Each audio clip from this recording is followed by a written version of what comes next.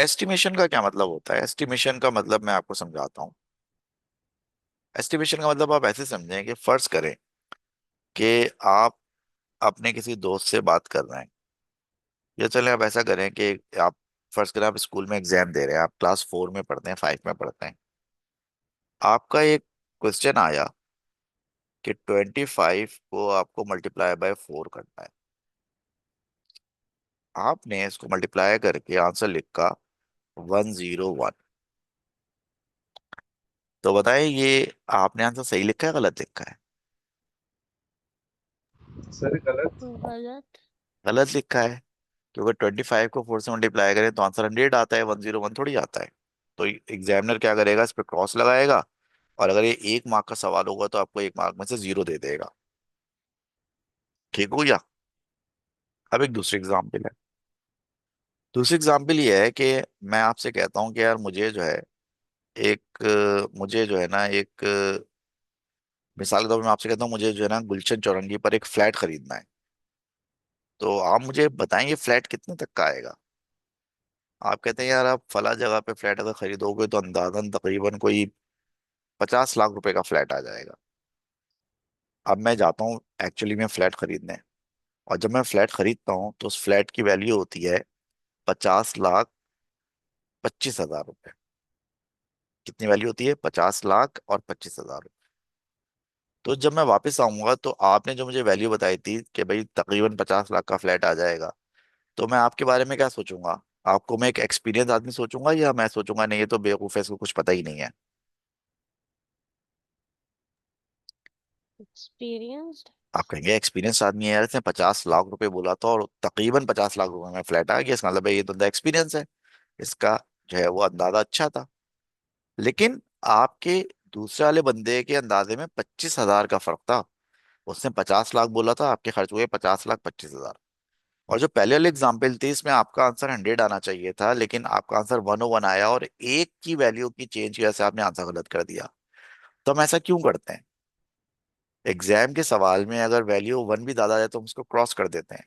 लेकिन एक बंदे ने आपको मशवरा दिया, उसने 50 लाख बोला लेकिन उसने 25,000 रुपये कम बोला, उस 25,000 को आप इग्नोर करके उस बंदे को अप्रिशिएट करते हैं। तो वजह क्या है इस बात की? इस बात की वजह यह है कि जो पहली वाली एग्जाम्पल है इसमें आपसे एक सवाल का आंसर निकालने को कहा गया था, और इसका आंसर एक ही है, और वो आंसर है 101। ठीक है, यानी कि सॉरी, उसका आंसर है 100। आपने जो आंसर लिखा है वो 101 गलत है। लेकिन दूसरे बंदे से जो आपने सवाल किया था उसमें उसको कोई कैलकुलेशन करके नहीं बताना था, उसको एस्टिमेट देना था। और जो एस्टिमेट होता है वो, उसकी कोई फिक्स वैल्यू नहीं होती, बल्कि एस्टिमेट की एक रेंज होती है। अगर मैं आपसे बोलूं कि यार एक एक बंदा जो होता है वो जब गाड़ी में बैठता होगा तो कितना वजन बढ़ जाता होगा कार का, तो आप कहेंगे यार 70 kg, 80 kg, 60 kg, 90 kg, ये सब सही है। क्योंकि एक नॉर्मल बंदे का वजन 60 kg से लेके 120 kg तक कुछ भी हो सकता है।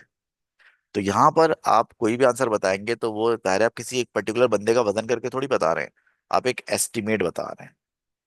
तो एस्टिमेट करने का मतलब होता है कि आप एक करीब तरीन आंसर बताते हैं किसी चीज का, जो कि आपका अंदाजा होता है। अब यहाँ पर एक सवाल ये पैदा होता है कि ये एस्टिमेट क्यों निकालना है, हमें जरूरत क्या है भाई अंदाजे लगाने की? अंदाजे लगाने की जरूरत हमें इस वजह से है क्योंकि एग्जामिनर इस सवाल के जरिए ये जज करता है, एग्जामिनर सवाल के जरिए ये गेज करता है कि आप जो फिजिक्स पढ़कर आए हैं एएस लेवल की, आपको उसमें जो आपने क्वांटिटीज पढ़ी हैं, जो यूनिट्स पढ़ी हैं, जो वैल्यूज पढ़ी हैं, आपको उसका कुछ आइडिया भी है या आप बिल्कुल फारिग हैं? मिसाल के तौर पर अगर आप ये जानना चाहते हैं कि एक आदमी को वजन का आइडिया है या नहीं है, तो बोलेगा यार बताओ तुम्हारे हाथ में जो बुक है इसका वजन कितना होगा? अब अगर एक आदमी बोलेगा मेरे हाथ में जो बुक है इसका वजन 5 ग्राम होगा, 10 ग्राम होगा, तो उसका मतलब है कि वो बंदा बिल्कुल फारिग है, उसको आइडिया नहीं है कि ग्राम होता कितना है। या अगर वो बंदा बोले कि मेरे हाथ में जो बुक है इसका वजन तकरीबन 20-25 किलोग्राम होगा, तो इसका मतलब वो बंदा भी फारिग है, उसको भी आइडिया नहीं है कि किलोग्राम कितना होता है। लेकिन अगर वो बंदा बोलेगा मेरे हाथ में जो बुक है इसका मास 200 ग्राम होगा, या 400 ग्राम होगा, या 500 ग्राम होगा, या 1 किलोग्राम भी हो सकता है, तो ये उसका मतलब होगा इसको आइडिया है, इसको आइडिया है कि ग्राम क्या होता है, किलोग्राम क्या होता है। तो एस्टिमेशन के सवालात का मकसद यही होता है कि एग्जामिनर आपको जज करता है कि आपको डिफरेंट क्वांटिटीज का और डिफरेंट यूनिट्स का आइडिया है, कि आप उसका अंदाजा लगा सकते हैं कि किलोग्राम क्या होता है, मीटर क्यूब क्या होता है, सेंटीमीटर क्यूब क्या होता है, मीटर पर सेकंड क्या होता है, वगैरह वगैरह। इसमें जो है आपको डिफरेंट क्वांटिटीज जो है उनको एस्टिमेट करना होता है, मास को, वॉल्यूम को, स्पीड को, एनर्जीज को, वेवलेंथ्स को, टेम्परेचर्स को, एरियाज को, वगैरह वगैरह। तो ये तमाम क्वांटिटीज का आपको एस्टिमेट लगाना होता है।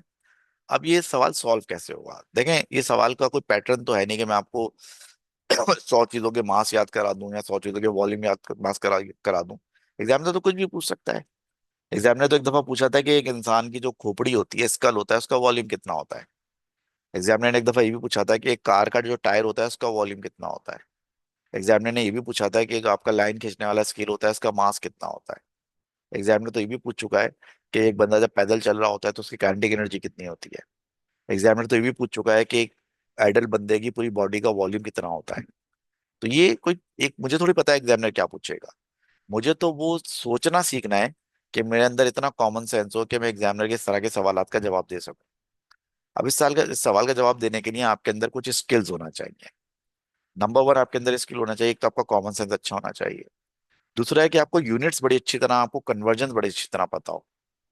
आपको पता हो कि डेसीमीटर क्यूब क्या होता है, मिलीमीटर क्यूब क्या होता है, सेंटीमीटर क्यूब क्या होता है, मीटर क्यूब क्या होता है। आपको पता हो कि मीटर पर सेकंड, किलोमीटर पर आवर का आपस में कन्वर्जन क्या है। आपको पता है कि डेंसिटीज की डिफरेंट यूनिट्स को आपस में कैसे कन्वर्ट करते हैं। आपको पता हो कि मीटर में कितने सेंटीमीटर होते हैं, सेंटीमीटर में कितने मिलीमीटर होते हैं, किलोमीटर में कितने मीटर होते हैं। तो ये अगर आपको यूनिट्स सारी पता है, यूनिट्स के कन्वर्जन सारे पता हैं, और थोड़ा आपके अंदर कॉमन सेंस है, तो फिर आप इन सवालों के जवाब बआसानी दे सकते हैं। अब हम इसमें करेंगे ये कि मैं आपको डिफरेंट क्वांटिटीज के कुछ वैल्यूज बताऊंगा। वो वैल्यूज बताने का मकसद ये नहीं होगा कि आप वो वैल्यूज याद कर लें। वो वैल्यूज बताने का मकसद ये होगा कि आपको आइडिया हो जाएगा कि वैल्यूज होती कितनी है। मिसाल के तौर पर, अगर मैं आपको ये बताऊं कि एक साइकिल का मास कितना होता है, तो आप उसकी बेसिस पर एक मोटरसाइकिल का मास एस्टिमेट कर सकते हैं। फॉर एग्जाम्पल, अगर मैं आपसे कहूँ कि एक साइकिल का मास तकरीबन 30-40 किलोग्राम होता है। अब एग्जामिनर आपसे साइकिल का मास ना पूछे, एग्जामिनर आपसे मोटरसाइकिल का मास पूछ ले, तो आप कहेंगे यार मोटरसाइकिल जो होती है साइकिल के मुकाबले में कम से कम डबल तो वजन होता होगा ना उसका। तो आप 80, 90, 100 किलोग्राम कुछ भी एस्टिमेट कर सकते हैं। अगर मैं आपको जो है वो अगर एक कार का मास बता दूं, तो आप उसकी बेसिस पर एक ट्रक का मास जो एस्टिमेट कर सकते हैं। अगर मैं आपको जो है वो अगर एक बुक का मास बता दूं, तो उसकी बेसिस पर आप अपने पूरे बैग का वजन एस्टिमेट कर सकते हैं। अब हम इसके लिए तैयारी शुरू करते हैं, और तैयारी में सबसे पहले हम क्या करेंगे कि हम जो है सबसे पहले हम मासेस को एस्टिमेट करने की कोशिश करेंगे। तो सबसे पहले जो हम फोकस कर रहे हैं वो हम मास पे कर रहे हैं। मास के बारे में पता है कि मास क्या होता है। मास बेसिकली क्वांटिटी ऑफ मैटर होता है। जब हम ये कहते हैं कि ऑब्जेक्ट ए का मास ऑब्जेक्ट बी से ज्यादा है, जब मैं ये कहता हूँ कि भाई ऑब्जेक्ट ए का मास जो है ऑब्जेक्ट बी से ज्यादा है, तो मैं बेसिकली ये कहना चाहता हूँ कि ऑब्जेक्ट ए को बनाने में ज्यादा मैटर इस्तेमाल हुआ है और ऑब्जेक्ट बी को बनाने में कम मैटर इस्तेमाल हुआ है। इसलिए ऑब्जेक्ट ए का मास जो है वो ऑब्जेक्ट बी से ज्यादा है। तो बेसिकली मास क्या हुआ? मास हुआ क्वांटिटी ऑफ मैटर। किसी ऑब्जेक्ट में जितना मैटर मौजूद होता है उतना ही उसका मास होता है। ठीक है। मास के लिए जो हम एसआई यूनिट यूज करते हैं दैट इज किलोग्राम। मास के लिए जो हम एसआई यूनिट यूज करते हैं दैट इज किलोग्राम। और 1 किलोग्राम जो होता है इक्विवेलेंट होता है 1000 ग्राम के। और 1 ग्राम जो है इक्विवेलेंट होता है 1000 मिलीग्राम के। जब मुझे किलोग्राम को कन्वर्ट करना होता है ग्राम में, जब मुझे किलोग्राम को कन्वर्ट करना होता है किलोग्राम में, तो मैं किलोग्राम की वैल्यू को मल्टीप्लाई बाय 1000 कर देता हूँ। लेकिन जब मुझे ग्राम को कन्वर्ट करना होता है किलोग्राम में, तो मैं ग्राम की वैल्यू को डिवाइड बाय 1000 कर देता हूँ।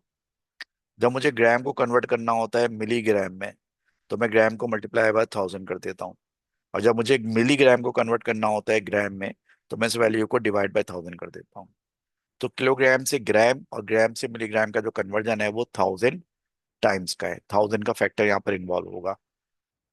अब मैं आपको यहाँ पे बहुत सारी जो है वो डिफरेंट काइंड्स ऑफ चीज़ों की मासेस की वैल्यू, आपको एक रेंज बताऊंगा जिससे आपको अंदाजा होगा कि चीज़ों के मासेस कितने होते हैं।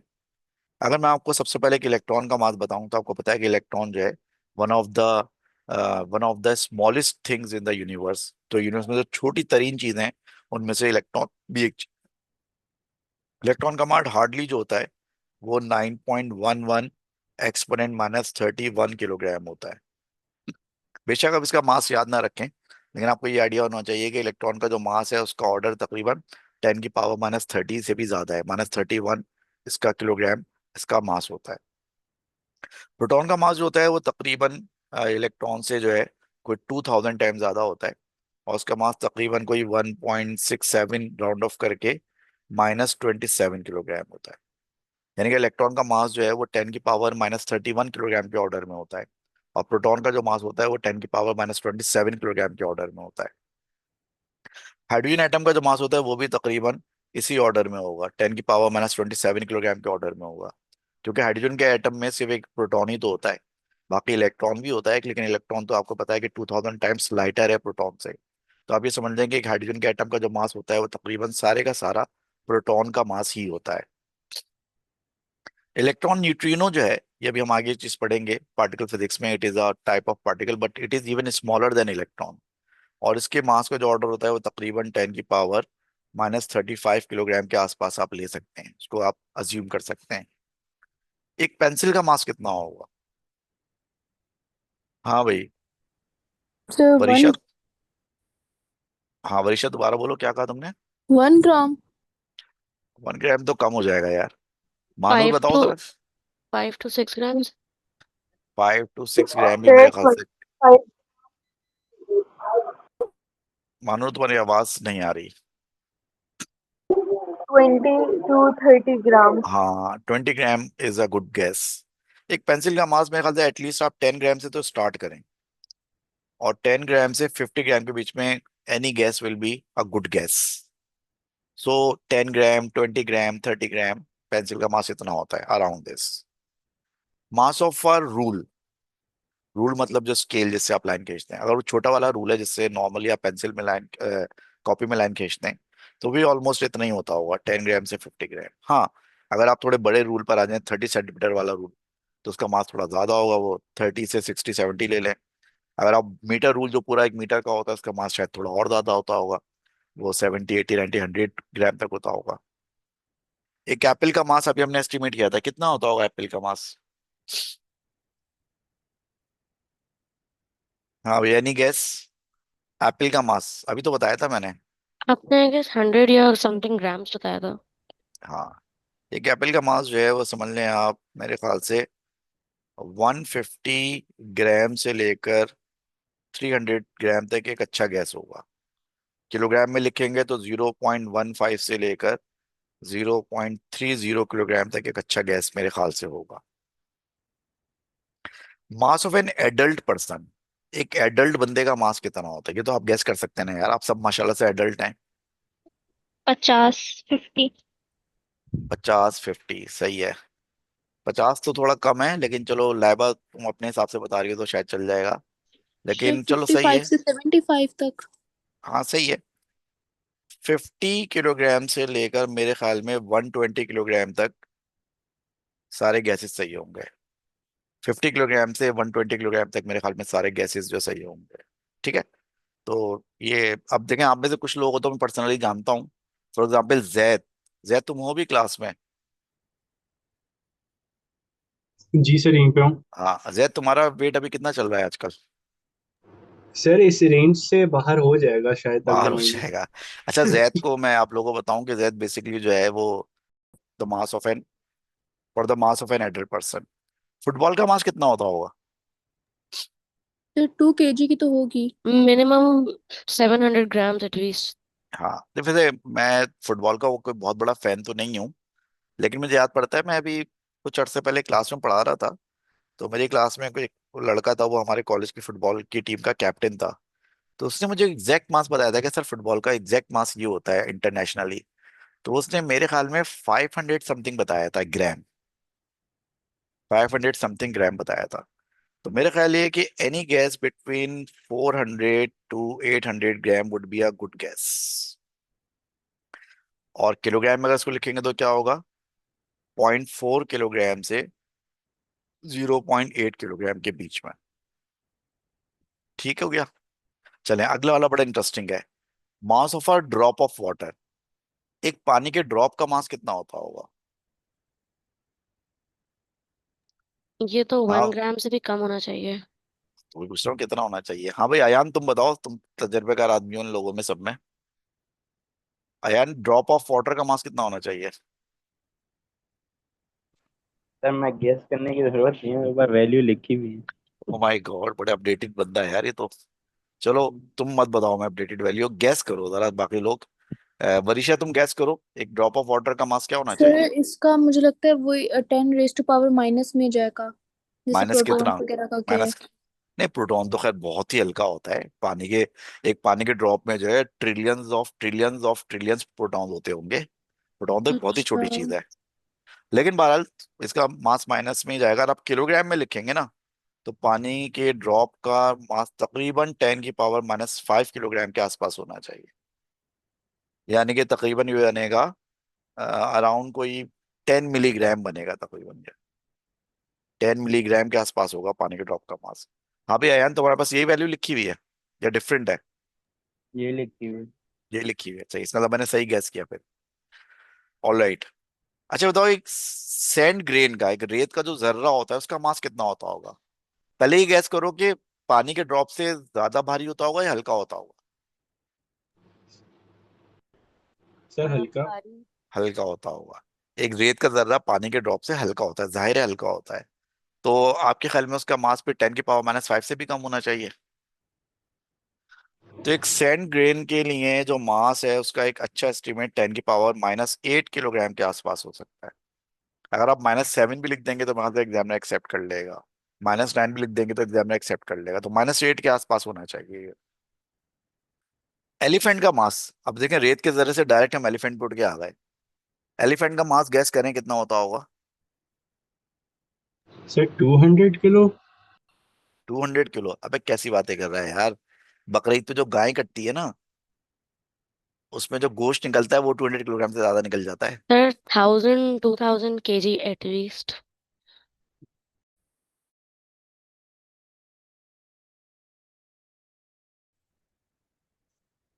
एक एलिफेंट का जो मास होता है वो अराउंड 5000 किलोग्राम होता है। एक एलिफेंट का मास अराउंड 5000 किलोग्राम होता है, इससे अबव भी हो सकता है। 7000 किलोग्राम तक एलिफेंट का मास हो सकता है। तो एनी वैल्यू अराउंड 5000 किलोग्राम, मेरे ख्याल में एग्जामिनर आपकी वैल्यू एक्सेप्ट कर लेगा अराउंड कोई 4000 किलोग्राम से लेकर 8000 किलोग्राम तक। 4000 किलोग्राम से लेकर 8000 किलोग्राम तक एग्जामिनर आपकी वैल्यू को जो एक्सेप्ट कर लेगा। मास ऑफ अ कार, एक कार का मास एस्टिमेट करें कितना होता होगा? सर इसका 1000 kg होगा। 1000 केजी, ठीक है। एक कार का मास जो 1000 केजी होता है, आप इसको 800 से लेकर 1500 किलोग्राम तक मासेस सारे सही हो। हाँ, अगर आपके पास कोई बड़ी गाड़ी है, कोई एसयूवी है, कोई लैंड क्रूजर टाइप की है, तो वो तो खैर ज्यादा होगी। बट एक नॉर्मल जो शरीफ आदमी, जो गरीब आदमी गाड़ी चलाता है, वो 800 to 1500 किलोग्राम के दरमियान ही होती है। बस का मास कितना होता होगा? 8 to 9000 kg। कह सकते हैं। तो बस का मास आप जो है मेरे ख्याल में एनी थिंग बिटवीन 10,000 टू, मेरे ख्याल में कोई 25,000 लेना किलोग्राम, या 10 to 20,000 भी चलेगा। 10 to 20,000, 10 to 25,000, any value with in this range will be acceptable. जमीन के मास का आइडिया सबको कितना होता होगा?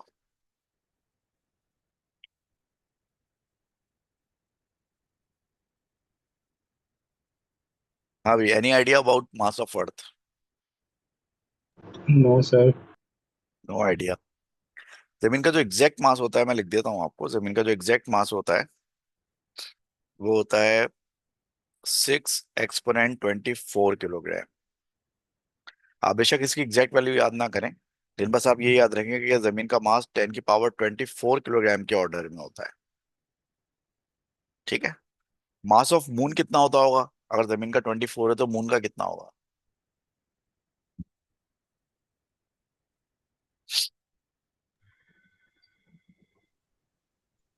हाँ भाई, मास ऑफ मून कितना होता होगा? सर 10 की पावर 18। 18 तो थोड़ा कम हो जाएगा। मून का मास 10 की पावर 22 किलोग्राम के ऑर्डर में होता है, यानी कि जमीन से समझ लें आप 100 टाइम्स या 1000 टाइम्स कम होता है। 10 पावर 22 किलोग्राम। सन का मास कितना होता होगा? सन का मास कितना होता होगा? Any idea? Sir 37, 10 to the power 37 2। ज्यादा हो जाएगा। नहीं, 37 ज्यादा हो जाएगा। 10 पावर 30 होता है सन का मास। ठीक है।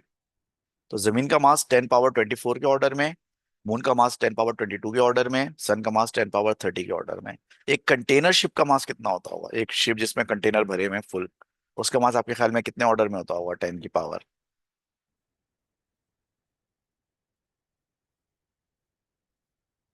आप एक कंटेनर शिप के मास का कोई भी एस्टिमेट बताएं, कोई गैस बताएं इसका। सर 100,000 या 200,000 से ज्यादा ही होगा। 100,000 तो कुछ भी नहीं है यार।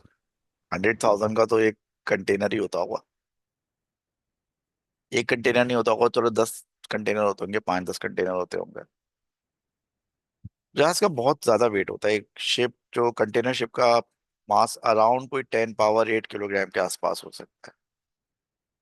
10 पावर 8 का मतलब है कि आप ये समझ लें कि थाउजेंड्स ऑफ टन।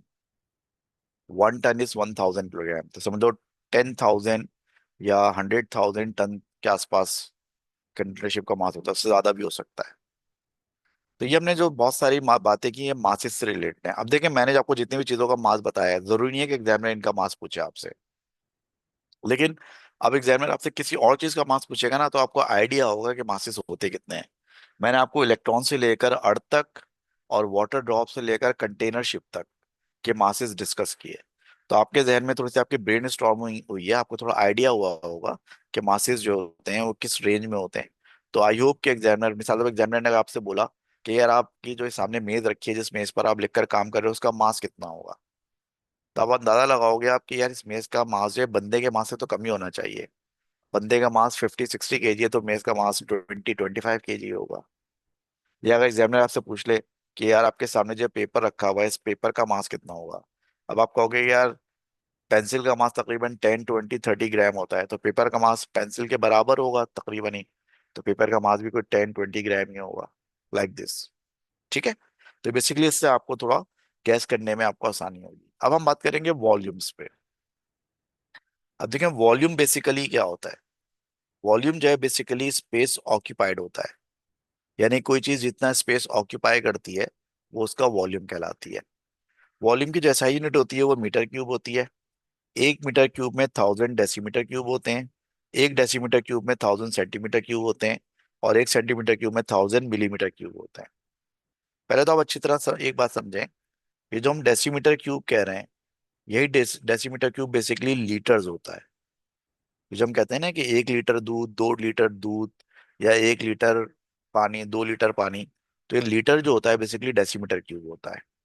ऐसे ही जो सेंटीमीटर क्यूब होता है, ये मिलीलीटर होता है। एमएल जिसे हम कहते हैं। अगर फर्ज करें कि आपके पास एक कोल्ड ड्रिंक है और वो कोल्ड ड्रिंक जो है 500 ml की है, तो 500 ml का मतलब ये होगा कि उसके अंदर 500 सेंटीमीटर क्यूब उसका वॉल्यूम होगा कोल्ड ड्रिंक का। तो लीटर बेसिकली डेसीमीटर क्यूब होता है, और मिलीलीटर बेसिकली सेंटीमीटर क्यूब होता है। अब जो आपका 1 मीटर क्यूब होता है, इट कंटेन्स 1000 डेसीमीटर क्यूब, और इट कंटेन्स 1000 लीटर्स, क्योंकि 1 लीटर बेसिकली 1 डेसीमीटर क्यूब है। तो अगर मेरे पास 1 मीटर क्यूब कोई चीज है, तो एक बड़ा अच्छा खासा वॉल्यूम है ये। अगर मैं आपसे कहता हूँ यहाँ मेरे पास एक कंटेनर है, और उस कंटेनर में मेरे पास 1 metre cube volume of water है, तो ये अच्छा खासा पानी है। 1 मीटर क्यूब का मतलब होगा 1000 डेसीमीटर क्यूब। 1000 डेसीमीटर क्यूब का मतलब होगा 1000 litre.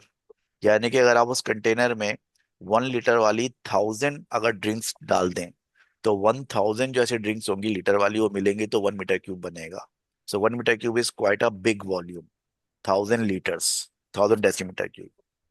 Similarly, 1 decimeter cube, which is equal to a liter, it contains 1000 centimeter cube, which means milliliter. बड़ी आसान सी बात है। 1 लीटर अगर आपके पास ड्रिंक होती है, पेप्सी होती है, तो 1 लीटर पेप्सी में ड्रिंक में 1000 मिलीलीटर्स होते हैं। और 1 लीटर पेप्सी का मतलब है 1 डेसीमीटर क्यूब। तो 1 डेसीमीटर क्यूब लिक्विड या कोई भी चीज जो है वो 1000 सेंटीमीटर क्यूब यानी कि 1 लीटर जो है 1000 ml के बराबर होता है। और जो 1 सेंटीमीटर क्यूब होता है वो 1000 मिलीमीटर क्यूब के बराबर होता है। यानी कि अगर आप इस ऑर्डर को फॉलो करें तो इस ऑर्डर में सबसे पहले क्या है, मीटर क्यूब, उसके बाद क्या है, डेसीमीटर क्यूब, उसके बाद क्या है, सेंटीमीटर क्यूब, उसके बाद क्या है, मिलीमीटर क्यूब। इसमें से decimetre cube is also litre और centimetre cube is also millilitre. इन सारे स्टेप्स में 1000 टाइम्स का फर्क है। यानी कि metre cube multiply by 1000 is decimetre cube, decimetre cube multiply by 1000 is centimetre cube, and centimetre cube multiply by 1000 is millimetre cube. ठीक हो गया। तो ये तो पहले हमने वॉल्यूम की यूनिट्स पे अच्छी तरह से बात कर ली।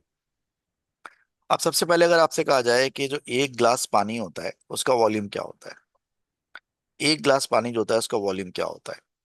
अब देखिए, मैं जब भी ये कॉन्सेप्ट पढ़ाता हूँ तो मैं हमेशा एक चीज बच्चों को एक्सप्लेन करता हूँ कि मैंने लाइफ में फर्स्ट टाइम जो है किस तरह से अंदाजा लगाया था कि 1 ग्लास पानी का वॉल्यूम कितना होता है। ये अंदाजा मैंने ऐसे लगाया कि बचपन में जब हमारी अम्मा बच्चों को कोल्ड ड्रिंक निकाल के देती थी ग्लास में, तो उस जमाने में लीटर वाली कोल्ड ड्रिंक आती थी, ग्लास की जो बॉटल्स होती थी ना लीटर वाली, उसमें 1 लीटर पेप्सी होती थी। तो वो जब बच्चों को निकाल के देती थी ग्लास में तो उससे पूरे 4 ग्लास बनते थे। तो अगर 1 लीटर पेप्सी में 4 ग्लास बनते हैं तो एक ग्लास जो है क्वार्टर लीटर का हुआ ना। यानी कि एक जो ग्लास है उसका वॉल्यूम क्वार्टर लीटर होता है। अब देखें, क्वार्टर लीटर का मतलब है 250 सेंटीमीटर क्यूब, यानी कि 250 मिलीलीटर। लीटर में इसका मतलब होगा 0.25 लीटर्स, यानी कि 0.25 डेसीमीटर क्यूब। और मीटर में इसका मतलब होगा 2.5 एक्सपोनेंट -4 मीटर क्यूब। ठीक है। और मीटर क्यूब में इसका मतलब होगा 2.5 एक्सपोनेंट -4 मीटर क्यूब। तो एक ग्लास का जो वॉल्यूम है उसका एस्टिमेट है तकरीबन 250 सेंटीमीटर क्यूब, या 0.25 लीटर, या फिर 2.5 एक्सपोनेंट -4 मीटर क्यूब। अच्छा, ये बात जहन में रखें कि ये जो है ना एस्टिमेट थोड़ा प्लस माइनस भी हो सकता है। मिसाल के तौर पर अगर कोई बच्चा 200 भी लिखकर आ जाएगा तो वो एक्सेप्ट हो जाएगा, या कोई बच्चा अगर 300 भी लिखकर आ जाएगा तो मेरे ख्याल में वो भी एक्सेप्ट हो जाएगा। Volume of a car tyre, एक कार के टायर का वॉल्यूम कितना होता होगा, जरा लगाएं, अंदाजा लगाएं आप।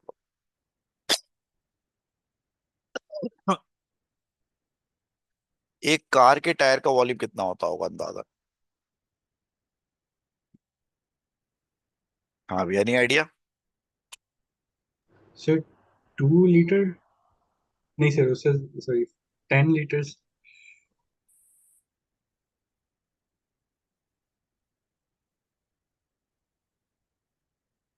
हाँ भी, कोई और आइडिया बताएं। सर 15 से 20 लीटर। 15 से भी ज्यादा होता होगा, हाँ अच्छा आइडिया है। देखिए, कार का टायर जो है ना बड़ा ठीक ठाक होता है, आप लोगों को अंदाजा नहीं है कि आप कार का टायर इतने और से देखते नहीं होंगे। आप इमेजिन करें, जरा कार के टायर की तरफ देखें और से, और आप ये इमेजिन करें कि इस कार के टायर को हम पूरा अगर पेप्सी से फिल कर दें तो आपके ख्याल में कितने लीटर आ जाएंगे पेप्सी। एक कार के टायर को अगर आप फिल करेंगे ना पेप्सी से तो मेरे ख्याल में आराम से कोई 20-25 लीटर से लेकर 30-40 लीटर तक आराम से कोल्ड ड्रिंक आ जाएगी उसके अंदर। तो इसका मतलब ये होगा कि एक कार का टायर का वॉल्यूम कोई अराउंड, आप ये समझ लें कि 20 लीटर्स, यानी कि 20 डेसीमीटर क्यूब से लेकर तकरीबन 40 डेसीमीटर क्यूब के बीच में हो सकता है। Any value between 20 to 40 decimetre cube will be correct. 20 centimetre decimetre cube का मतलब है 20,000 सेंटीमीटर क्यूब से लेकर तकरीबन 40,000 सेंटीमीटर क्यूब। और उसको अगर आप मीटर क्यूब में चेंज करेंगे तो तकरीबन होगा 2 एक्सपोनेंट -2 मीटर क्यूब से लेकर तकरीबन 4 एक्सपोनेंट -2 मीटर क्यूब तक। तो एक टायर का वॉल्यूम जो है आप 20 लीटर से लेकर 40 लीटर के बीच में ले सकते हैं, या 20,000 सेंटीमीटर क्यूब से 40,000 सेंटीमीटर क्यूब के बीच में ले सकते हैं, या 2 एक्सपोनेंट -2 मीटर क्यूब से 4 एक्सपोनेंट -2 मीटर क्यूब के बीच में ले सकते हैं। The volume of skull of an adult person, एक एडल्ट पर्सन की खोपड़ी का वॉल्यूम कितना होता होगा? एक एडल्ट पर्सन का जो स्कल होता है उसका वॉल्यूम अंदाजा लगाएं जरा। अगर सर आपकी 1 खोपड़ी में कितना, 1 या 2 DM³ 1 या 2 DM क्यूब, हाँ हो सकता है, लेकिन 1 या 2 DM क्यूब थोड़ा सा कम होगा। अगर फर्ज करें कि आपके सर के ऊपर कोई टैब वो लगा हुआ है, कोई ढकना लगा हुआ है, ढकना खोल के अगर हम उसमें पेप्सी भरना शुरू करें तो आपके ख्याल में आपके सर में सिर्फ क्या 1 लीटर पेप्सी आएगी? सर 5 हो जाएगा। 5 हो सकता है, 5 थोड़ा ज्यादा हो जाएगा, लेकिन आप चलें इसको 2 से 5 के बीच में ले लें, 2 to 5 डेसीमीटर क्यूब। और 2 to 5 डेसीमीटर का क्यूब का मतलब होगा 2000 to 5000 centimetre cube.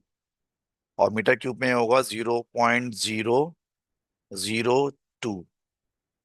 Metre cube से लेकर 0.005 मीटर क्यूब तक, यानी कि 2 से 5 litres. The volume of a tennis ball, tennis की बॉल का वॉल्यूम कितना होता होगा? Yes, any idea? हाँ भी लाइबा, कितना होता होगा टेनिस बॉल का वॉल्यूम?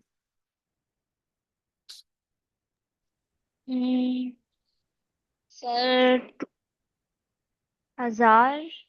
अच्छा एक बात बताओ, एक टेनिस बॉल का वॉल्यूम ग्लास से ज्यादा होता होगा, ग्लास से कम होता होगा? सर कुछ सर बहुत कम सेम होता तो। होगा। कम होता है। एक टेनिस बॉल का वॉल्यूम ग्लास के मुकाबले में कम होता है। तो ग्लास का वॉल्यूम हमने कितना एस्टिमेट किया था, 250 ml।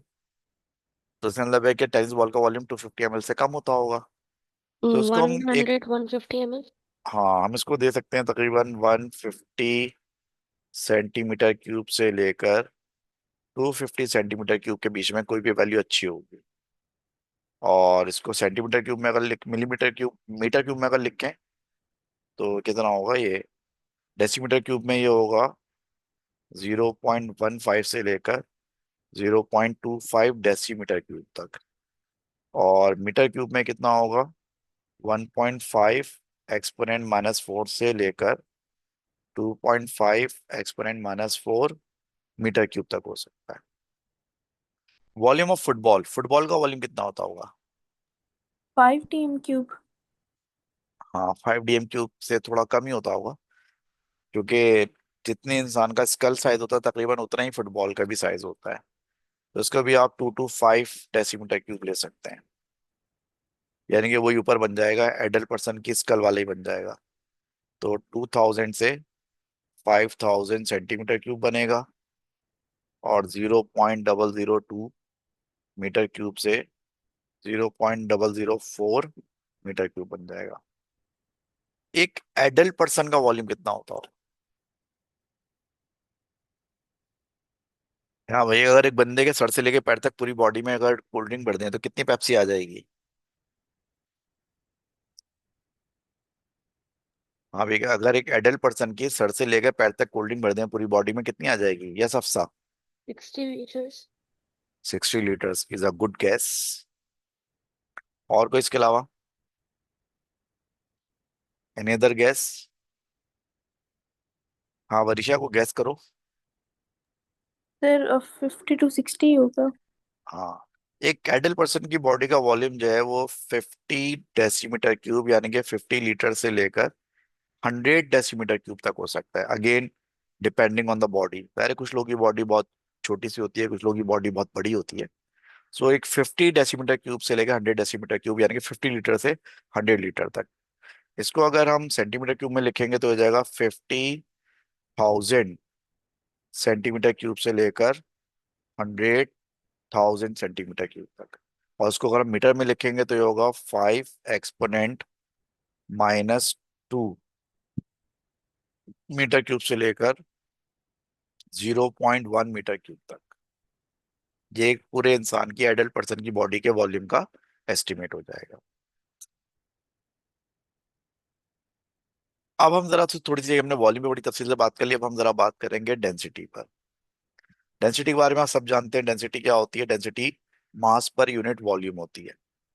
डेंसिटी के लिए जो हम एसआई यूनिट इस्तेमाल करते हैं वो किलोग्राम पर मीटर क्यूब होती है। डेंसिटी के लिए हम एक और यूनिट भी इस्तेमाल करते हैं और वो होती है 1 ग्राम पर सेंटीमीटर क्यूब। और 1 ग्राम पर सेंटीमीटर क्यूब जो है 1000 किलोग्राम पर मीटर क्यूब के बराबर होती है। अच्छा, ये बात जहन में रखें कि 1 किलोग्राम जो होता है वो 1000 किलोग्राम के बराबर होता है, लेकिन जो 1 ग्राम पर सेंटीमीटर क्यूब होता है ना वो बड़ी यूनिट होती है, वो 1000 किलोग्राम पर मीटर क्यूब के बराबर होती है। तो इससे कंफ्यूज मत होइएगा। ग्राम और किलोग्राम का जो कन्वर्जन है, ग्राम पर सेंटीमीटर क्यूब और किलोग्राम पर मीटर क्यूब का कन्वर्जन उसका उलट है। किलोग्राम जो होता है 1000 ग्राम के बराबर होता है, लेकिन ग्राम पर सेंटीमीटर क्यूब जो होता है वो 1000 किलोग्राम पर मीटर क्यूब के बराबर होता है। इसकी वजह बेसिकली सेंटीमीटर क्यूब और मीटर क्यूब का कन्वर्जन है, जो कि इसको उल्टा कर देता है। इसमें आपको कुछ वैल्यूज बता देता हूँ। मिसाल के तौर पर density of water, density of water approximately 1 ग्राम पर सेंटीमीटर क्यूब होती है। और इसी को अगर आप किलोग्राम पर मीटर क्यूब में लिखें तो तकरीबन ये 1000 किलोग्राम पर मीटर क्यूब तक हो सकती है। ठीक है। डेंसिटी ऑफ वाटर जो है वो 1 ग्राम पर सेंटीमीटर क्यूब से लेकर तकरीबन 1000 किलोग्राम पर मीटर क्यूब तक हो सकती है। ऐसे ही सॉरी, ये एक ही चीज है, 1 ग्राम पर सेंटीमीटर क्यूब जो है 1000 किलोग्राम पर मीटर क्यूब ही होती है। तो ग्राम पर सेंटीमीटर क्यूब में डेंसिटी ऑफ वाटर 1 होगी, और वो इसी को किलोग्राम पर मीटर क्यूब में शो करें तो 1000 होगी। डेंसिटी ऑफ एयर तकरीबन 0.001 ग्राम पर सेंटीमीटर क्यूब होती है, और उसको किलोग्राम पर मीटर क्यूब में शो करें तो ये तकरीबन 1 के आसपास किलोग्राम पर मीटर क्यूब होती है।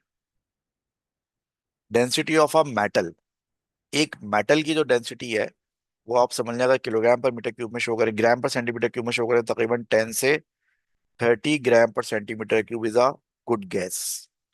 और उसको किलोग्राम में कन्वर्ट करें तो 10,000 से लेकर 30,000 किलोग्राम पर metre cube will would be an acceptable gas, I think. तो ये मैंने आपको डेंसिटीज का थोड़ा आइडिया दे दिया। इंशाल्लाह बाकी और मजीद बात इस पे होती रहेगी। प्रेशर की अगर हम बात करें तो प्रेशर जो है वो फोर्स पर यूनिट एरिया है। प्रेशर की अगर हम बात करें तो प्रेशर जो है वो फोर्स पर यूनिट एरिया है। ठीक है। और इसका फॉर्मूला बचपन से आप पढ़ते आ रहे हैं, प्रेशर फोर्स अपॉन एरिया होता है। प्रेशर की जो यूनिट होती है वो पैस्कल होती है, कैपिटल पी स्मॉल ए से शो करते हैं। और पैस्कल जो होता है बेसिकली वो न्यूटन पर मीटर स्क्वायर के बराबर होता है। अब आपने बचपन में एक फॉर्मूला पढ़ा था कि अगर आप किसी लिक्विड के अंदर लिक्विड की वजह से प्रेशर निकालना चाहें तो वो रो जी एच के बराबर होता है। रो का मतलब होता है जिस लिक्विड के अंदर आप प्रेशर निकाल रहे हैं उसकी डेंसिटी। जी का मतलब होता है ग्रेविटेशनल फील्ड स्ट्रेंथ, जो कि आप 9.8 लेते हैं आमतौर पे। और एच का मतलब होता है डेप्थ, जितनी डेप्थ में आप प्रेशर निकाल रहे हैं। एटमॉस्फेरिक प्रेशर की वैल्यू जो आपको बचपन में बताई गई थी, बाय द वे ये प्रेशर अभी हम चैप्टर नंबर 4 में भी पढ़ेंगे तफसील से। एटमॉस्फेरिक प्रेशर की जो वैल्यू होती है सी लेवल पर वो 100 किलो पास्कल होती है। 100 किलो पास्कल मतलब है 10 raise to the power 5 pascal. या इसको आप स्ट्रेट फॉरवर्ड लिखना चाहें तो 100,000 पास्कल, सीधा सीधा। अगर आप 1 मीटर गहरे पानी में जाते हैं तो उसका जो प्रेशर होता है वो तकरीबन 10 की पावर 4 पास्कल के बराबर होता है। और अगर आप 10 मीटर डीप वाटर में जाते हैं तो 10 मीटर डीप वाटर का जो प्रेशर होता है वो एटमॉस्फेरिक प्रेशर के बराबर होता है, यानी कि 10 पावर 5 पास्कल्स। तो एटमॉस्फेरिक प्रेशर जो है वो 100 किलो पास्कल होता है। 1 मीटर गहरे पानी का प्रेशर 10 पावर 4 पास्कल्स होता है। और 10 मीटर डीप पानी का जो प्रेशर होता है वो 10 पावर 5 पास्कल होता है। टेम्परेचर, टेम्परेचर आपको पता है क्या होता है? Temperature basically degree of hotness और कोल्डनेस होती है। टेम्परेचर की ऐसा यूनिट केल्विन होती है, लेकिन हम सेंटीग्रेड भी यूज करते हैं। और अगर आप टेम्परेचर अगर सेंटीग्रेड में लेते हैं और उसमें 273 ऐड करते हैं तो टेम्परेचर केल्विन में कन्वर्ट हो जाता है। ऐसे ही अगर आप केल्विन के टेम्परेचर में से 273 माइनस करते हैं तो फिर वो सेंटीग्रेड में चेंज हो जाता है। और सेंटीग्रेड के टेम्परेचर में जब आप 273 ऐड करते हैं तो वो केल्विन में चेंज हो जाता है। Temperature of a human body, एक ह्यूमन बॉडी का टेम्परेचर कितना होता है? कौन बताएगा आप में से भाई?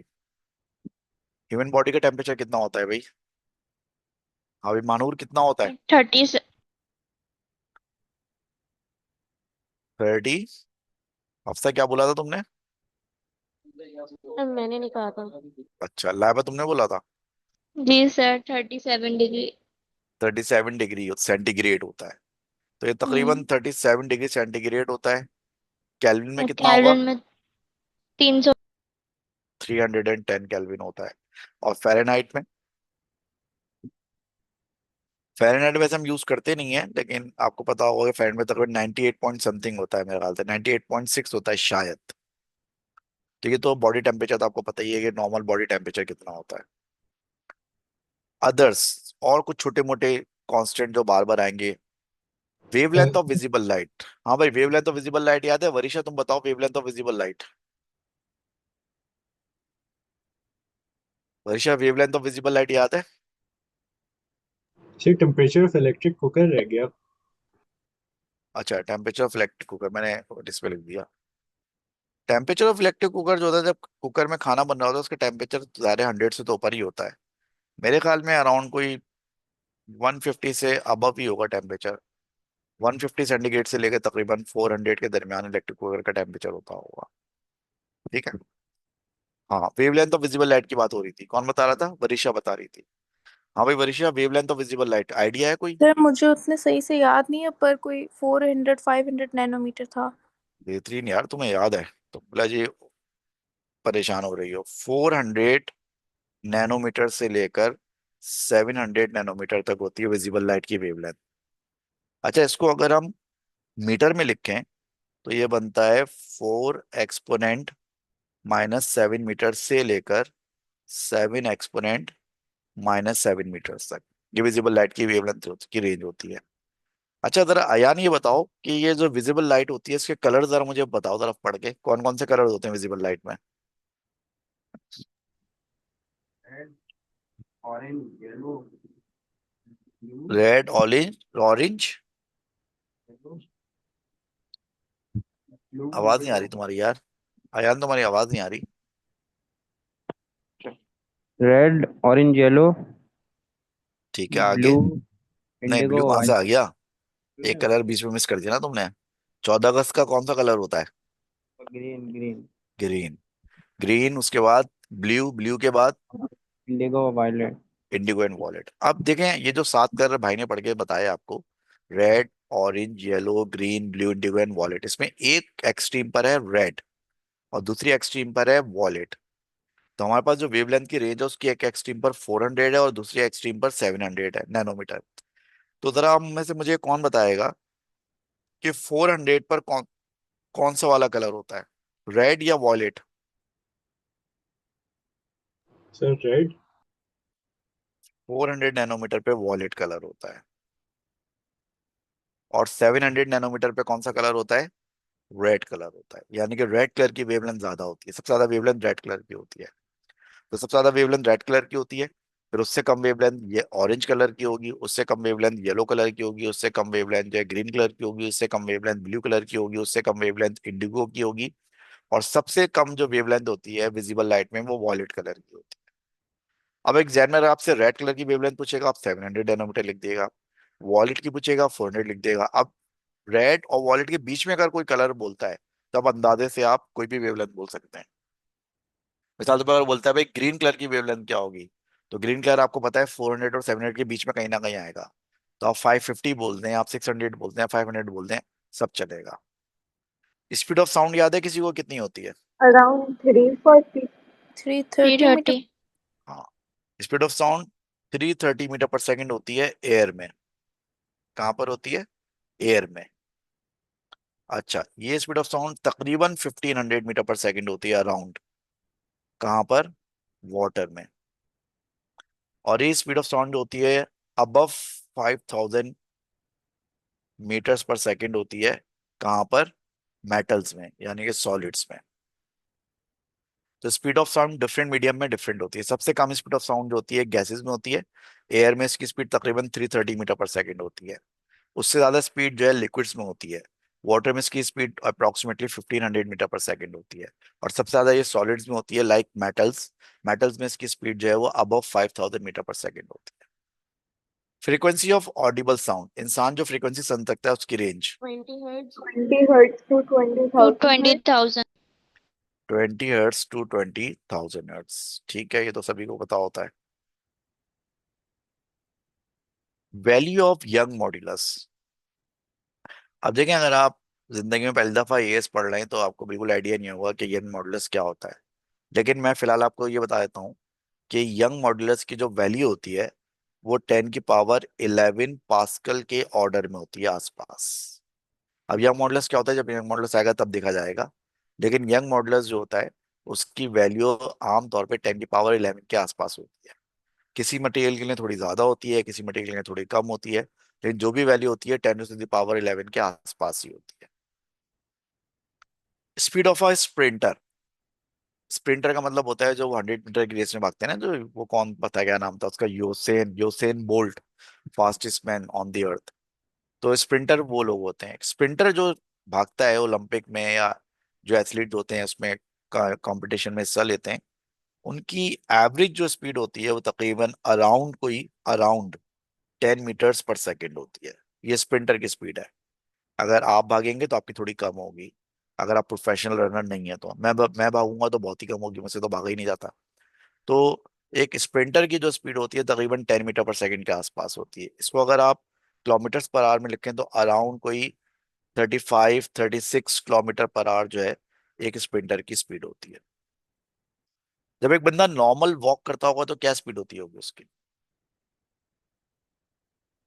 गैस कर रहे हैं? अगर सर स्प्रिंटर की टू से 10 है, थ्री कितनी?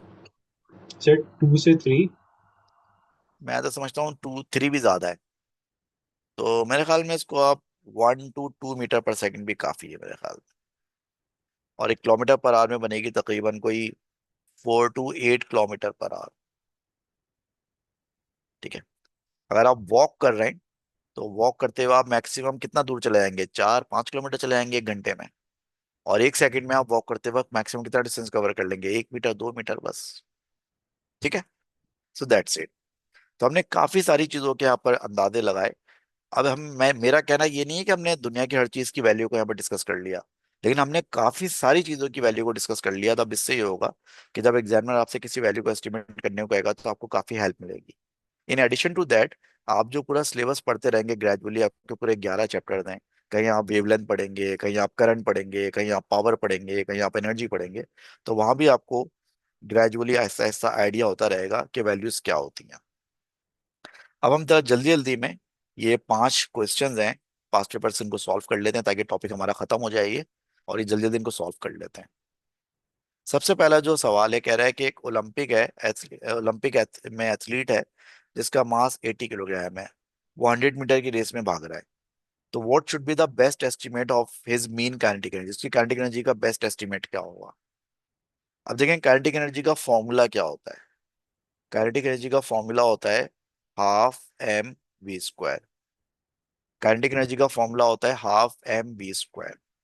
अब यहाँ पर जो एथलीट का मास है वो आपको दिया हुआ है 80 किलोग्राम। स्पीड नहीं दी हुई है, स्पीड को हमें एस्टिमेट करना पड़ेगा।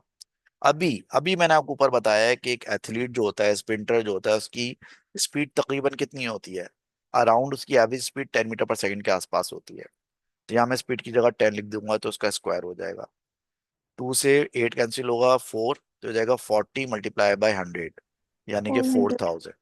4000, 400 नहीं, 4000।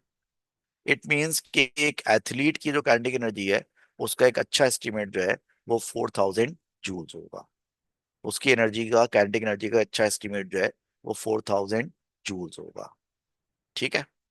क्वेश्चन नंबर 2 में ये कह रहा है कि for which quantity is the magnitude a reasonable estimate. यानी कि आसान जबान में ये कह रहा है कि आपको 4 एस्टिमेट दिए हुए हैं यहाँ पर। इन चारों एस्टिमेट्स में से कौन सा एस्टिमेट है जो रीजनेबल है? इसका मतलब ये होगा कि जो बाकी 3 होंगे वो रीजनेबल नहीं होंगे। ठीक है। इन 4 एस्टिमेट्स में से कौन सा एस्टिमेट है जो कि रीजनेबल है, और बाकी 3 जो होंगे ज़ाहिर है वो रीजनेबल नहीं होंगे। सबसे पहला एस्टिमेट ये कह रहा है कि फ्रीक्वेंसी ऑफ रेडियो वेव ये दे रहा है 500 peak words. Frequency of radio wave ये कह रहा है कि 500 पीक वर्ड्स है। 500 पीक वर्ड्स का मतलब बनता है 500 एक्सपोनेंट -12 हर्ट्स। और 500 एक्सपोनेंट -12 का मतलब बनता है 5 एक्सपोनेंट -10 हर्ट्स। ठीक है। अब रेडियो वेव एक इलेक्ट्रोमैग्नेटिक वेव है, और इलेक्ट्रोमैग्नेटिक वेव की जो स्पीड होती है, सारी इलेक्ट्रोमैग्नेटिक वेव्स की स्पीड स्पीड ऑफ लाइट के बराबर होती है, जो कि 3 एक्सपोनेंट 8 मीटर पर सेकेंड होती है। अब अगर हम वेवलेंथ का फॉर्मूला लगाएं, तो स्पीड ऑफ वेव बराबर होती है फ्रीक्वेंसी मल्टीप्लाई बाय वेवलेंथ के। तो वेवलेंथ इसकी होना चाहिए स्पीड डिवाइडेड बाय फ्रीक्वेंसी के। स्पीड जो होती है रेडियो वेव की, वो स्पीड ऑफ लाइट के बराबर होती है 3 एक्सपोनेंट 8। और इसने एस्टिमेट आपको फ्रीक्वेंसी का दिया हुआ है 5 एक्सपोनेंट -10। 3 को डिवाइड बाय 5 करेंगे तो आंसर आएगा आपका 0.6। और 10 की पावर -10 को ऊपर लेके जाएंगे तो ये हो जाएगा 10 की पावर 18 मीटर्स। तो क्या आपके ख्याल में किसी वेव की वेवलेंथ 10 पावर 18 मीटर हो सकती है? 10 पावर 18 मीटर का मतलब आपको पता है कितना होता है? 10 पावर 18 मीटर का मतलब होता है 1000 लाइट ईयर्स। यानी कि हमारे स्टार से जो अब बहुत दूर जो गैलेक्सीज देखते हैं ना, वो डिस्टेंस। तो इतनी बड़ी वेवलेंथ थोड़ी हो सकती है यार। 1 लाइट ईयर जो होता है 10 की पावर 15 मीटर होता है, ठीक है। तो लिहाजा यहाँ पर जो है 500 पिको हर्ट्ज जो है एक बिल्कुल बुरा एस्टिमेट है, क्योंकि इसकी वजह से जो वेवलेंथ आ रही है रेडियो वेव की, वो 10 पावर 18 आ रही है, which is not possible at all. तो पहला एस्टिमेट तो बेकार है। दूसरा estimate, mass of an atom equals to 500 microgram. अब जरा ये देखें, 500 माइक्रोग्राम किलोग्राम में कितने बनते हैं? 500 का मतलब है 5 एक्सपोनेंट 2, माइक्रो का मतलब है 10 पावर -6, ग्राम का मतलब है 10 पावर -3 किलोग्राम। तो ये पूरा हो गया 5 एक्सपोनेंट, कितना बनेगा? -6 बनेगा। 5 एक्सपोनेंट -6 किलोग्राम। हमने पढ़ा था कि प्रोटॉन न्यूट्रॉन के जो मासेस होते हैं वो 10 की पावर -27 किलोग्राम के ऑर्डर में होते हैं। तो अगर प्रोटॉन न्यूट्रॉन के मासेस 10 की पावर -27 किलोग्राम के ऑर्डर में होते हैं, तो एटम में कितने प्रोटॉन न्यूट्रॉन होते हैं? 2, 5, 10, 20, 100, 200, 300, बस इतने ही होते हैं ना मैक्सिमम। तो अगर एक एटम के अंदर 300 प्रोटॉन न्यूट्रॉन भी होंगे, तब भी उसका मास जो बनेगा वो 10 पावर -25 किलोग्राम बनेगा। तो इसका मतलब है कि जो एटम्स का मास है वो मैक्सिमम 10 पावर -25 किलोग्राम के ऑर्डर में हो सकता है। इसका मतलब ये हुआ कि एटम्स का जो मास है वो मैक्सिमम 10 पावर -25 किलोग्राम के ऑर्डर में हो सकता है। जबकि ये कह रहा है 10 पावर -6। तो कहाँ 10 पावर -6, कहाँ 10 पावर -25, जमीन आसमान का फर्क है। So it is not a good estimate as well. Young modulus of a metal 500 kilo pascal. 500 kilo pascal का मतलब बनेगा 5 एक्सपोनेंट 5 पास्कल। गो के अभी हमने यंग मॉडुलस नहीं पढ़ा। यंग मॉडुलस हम जो है डिफॉर्मेशन के टॉपिक में पढ़ेंगे। यंग मॉडुलस हम डिफॉर्मेशन के टॉपिक में पढ़ेंगे। लेकिन यंग मॉडुलस का मैंने आपको आइडिया दे दिया था कि इसकी वैल्यू कितनी होती है। कहीं लिखा होगा, मैंने ये लिखा था लास्ट क्लास में। मैंने लिखा था कि यंग मॉडुलस जो होता है मेटल्स का या सॉलिड्स का, वो आमतौर पे 10 पावर 11 के ऑर्डर में होता है।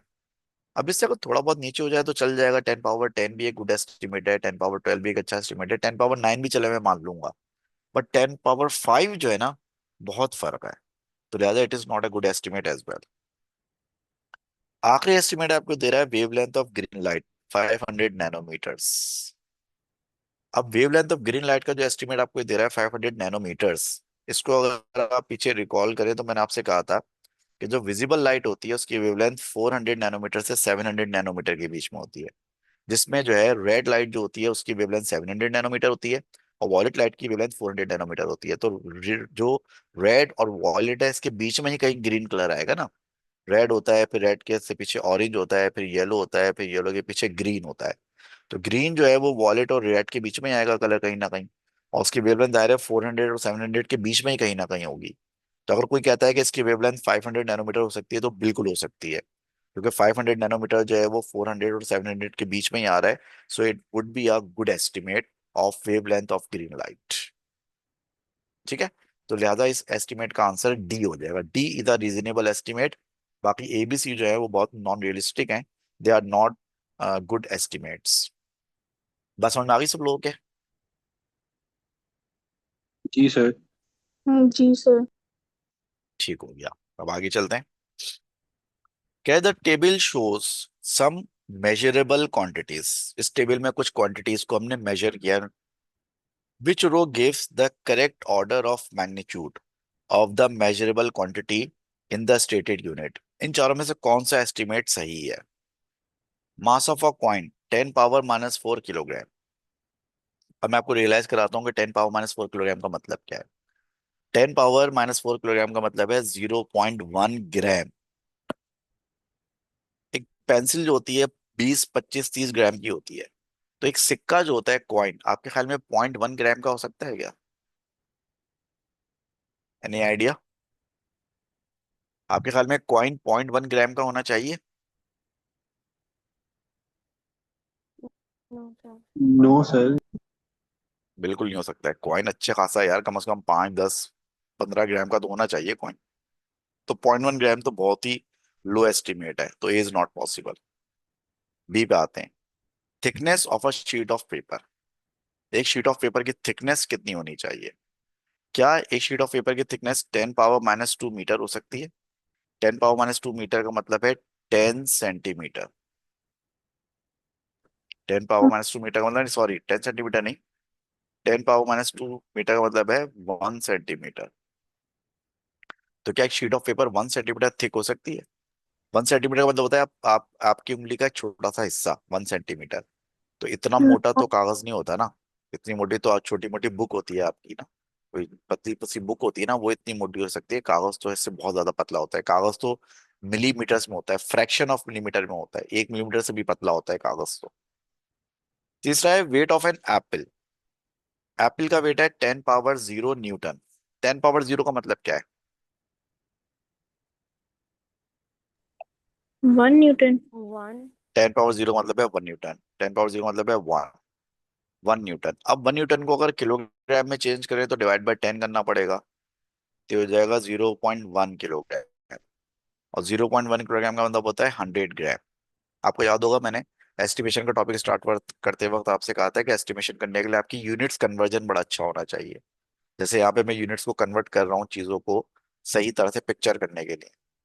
तो अगर एप्पल का वेट मैं कहता हूँ 10⁻�0 न्यूटन है, तो मैं ये कह रहा हूँ कि 1 न्यूटन है। और 1 न्यूटन को किलोग्राम में अगर चेंज करना है तो डिवाइड बाई 9.8 करते हैं। मैंने डिवाइड बाई 10 कर दिया इसको। ठीक है। तो ये आपका आ रहा है तकरीबन 100 ग्राम। ये आ रहा है तकरीबन 100 ग्राम।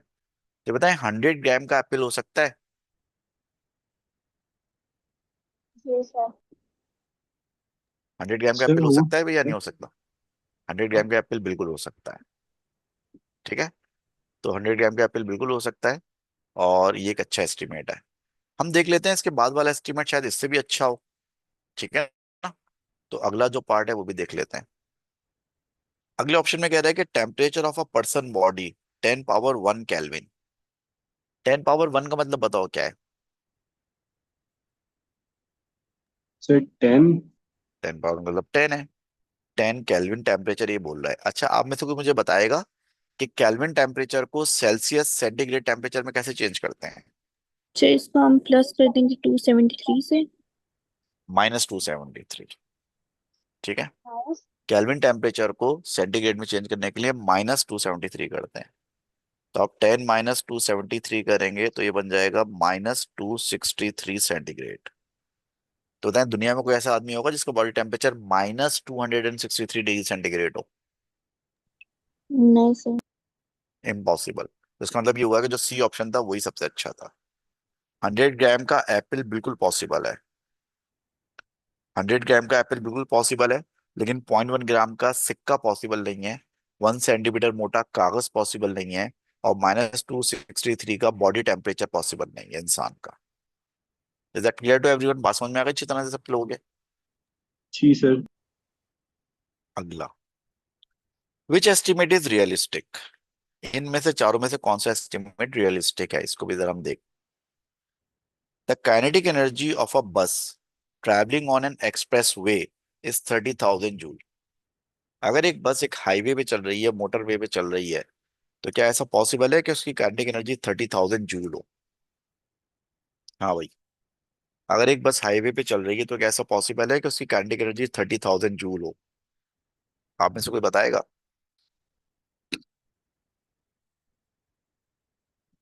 अच्छा, चलें एक काम करते हैं। पहले मुझे बताएं कि अगर बस हाईवे पे चल रही है तो जरा कुछ ऐसे आइडिया बताएं कि उसकी स्पीड क्या होगी हाईवे पे चलने वाली बस की। Sir 100 kph। चलो 100 किलोमीटर पर आवर कर लेते हैं। ठीक है। वैसे तो इससे भी ज्यादा ही होती है बस के लिए, हम चलो 100 कर लेते हैं। लेट्स सपोज कि बस की स्पीड जो है वो 100 किलोमीटर पर आवर है। अच्छा, अब मेरा दूसरा सवाल, किलोमीटर पर आवर को मीटर पर सेकंड में कैसे चेंज करते हैं? किलोमीटर पर आवर को मीटर पर सेकंड में कैसे चेंज करते हैं? Does anyone know? Say Laiba, multiply by 6। Laiba तुम बताओ, तुम्हें याद होना चाहिए ये। किलोमीटर पर आवर को मीटर पर सेकंड में कैसे चेंज करते हैं?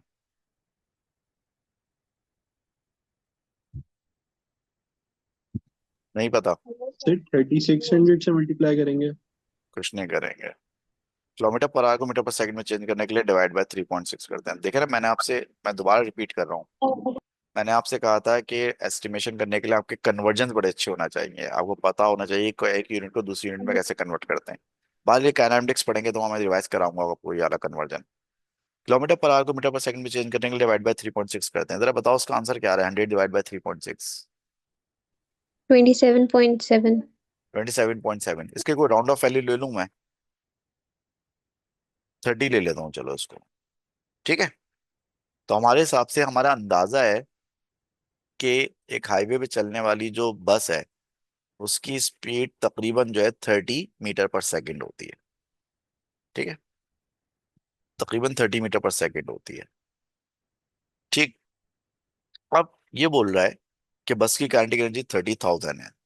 तो पहले तो ये बताएं कि काइनेटिक एनर्जी का फॉर्मूला क्या होता है? काइनेटिक एनर्जी का फॉर्मूला होता है कि काइनेटिक एनर्जी बराबर होती है हाफ एम वी स्क्वायर के बराबर होती है। काइनेटिक एनर्जी बराबर होती है हाफ एम वी स्क्वायर के। ये बोल रहा है कि काइनेटिक एनर्जी इसकी 30,000 है। हाफ मास हम मालूम करेंगे और हमारे हिसाब से इसकी स्पीड है 30 का स्क्वायर। अगर इस एस्टिमेट के हिसाब से हम मास ऑफ द बस निकालते हैं तो ये होगा 30,000 मल्टीप्लाई बाय 2 डिवाइड बाय 30 का स्क्वायर। तो जरा फटाफट मुझे इसका आंसर बताओ, कैलकुलेटर निकालो सब लोग।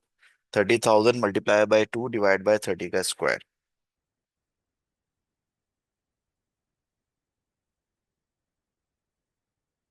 Sir 66.6। 66.6 kilogram. Now tell me, is it ever possible that you have a bus of mass 66 kilogram? No no sir. Sir. It is absolutely not possible. तो फिर इसका मतलब ये हुआ कि ये एक बहुत बुरा एस्टिमेट है। एक बस जिस जो कि एक्सप्रेस वे पे चल रही हुई उसकी काइनेटिक एनर्जी 30,000 से कहीं ज्यादा हो। ठीक हो गया? चलें, उसके बाद दूसरा ऑप्शन देखें। The power of a domestic light is 300 what. The power of a domestic light is 300 what. क्या एक डोमेस्टिक लाइट की पावर 300 वॉट हो सकती है? No sir. डोमेस्टिक लाइट जो है, डोमेस्टिक लाइट आपके घर में जो लाइटें लगी हुई होती हैं, जो एलईडीज वगैरह होती हैं, नॉर्मल जो छोटी छोटी लाइटें होती हैं वो 12-13 वॉट की होती हैं। एक अच्छी बड़ी जो एलईडी की ट्यूबलाइट वगैरह या बड़ी चौकोर से लाइट होती है वो तकरीबन 25 वॉट की होती है। इवन अगर आपने एक बल्ब भी लगाया हुआ होगा पुराने जमाने का, वो पीली रोशनी वाला, वो भी मैक्सिमम कोई 80-100 वॉट का होता है। So 300 watt is quite a big power for a domestic light, तो it is not a good estimate. The temperature of a hot oven is 300 kelvin, what do you say? Is it possible? एक no hot sir. Oven का temperature 300 kelvin हो सकता है? हाँ जल्दी sir बोलें। इसको सेल्सियस में करने के लिए पहले -273 करेंगे, करो, करो। तो वो टेम्परेचर तो बहुत कम नहीं बनेगा? बताओ ना कितना आ रहा है, तो बेटा बेटा तुमसे पूछ रहा हूँ सर मैं। 27 डिग्री सेंटीग्रेड आ रहा है, ट्वेंटी जो सेवन कि अगर बहुत ट्वेंटी कम है। सेवन तो 27 तो कराची का टेम्परेचर पूरे साल 27 से ऊपर होता है। हम जिस कमरे में बैठे हैं उसका टेम्परेचर अभी 32 होगा, 35 होगा। तो इसका मतलब ये होगा कि 27 तो is nothing for a hot oven. तो ये एक बहुत ही फजूल और बेकार एस्टिमेट है। आखिरी एस्टिमेट क्या बचता है? आखिरी एस्टिमेट ये कह रहा है कि the volume of air in a car tyre is 0.03 metre cube.